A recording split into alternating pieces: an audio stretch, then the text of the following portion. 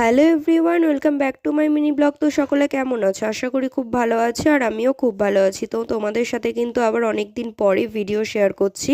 তো এটা ছিল জামাই ষষ্ঠীর দিনকারের ভিডিও। তো এখানে মৌ, স্বাগতা, তিন্নি এসেছিল আমাদের বাড়িতে ষষ্ঠী উপলক্ষে। তো সকলে মিলে ঠিক করলাম, তো চল আজকে আম মাখা করা যাক। এত গরম যখন পড়েছে, তো যেমন কথা তেমনই কাজ।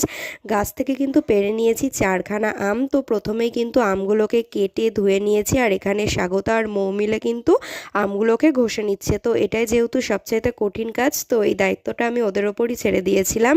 তো তারপরে কিন্তু আমগুলোকে মাখানোর জন্য আমি এখানে লঙ্কা, লবণ, চিনি নিয়ে নিয়েছি, আর লাস্টে মিশিয়ে দিয়েছিলাম কাসন্দি। তো আমগুলো প্রচণ্ড পরিমাণে টক ছিল, আর যার জন্য কিন্তু আমি এখানে 5টা লঙ্কা ইউজ করেছিলাম। তো তারপরে চলো, সবাই খেয়ে বলল যে খুবই ভালো হয়েছে খেতে। আর ভিডিওটা ভালো লাগলে লাইক করে দিও, সাবস্ক্রাইব করে দিও। দেখা হচ্ছে নেক্সট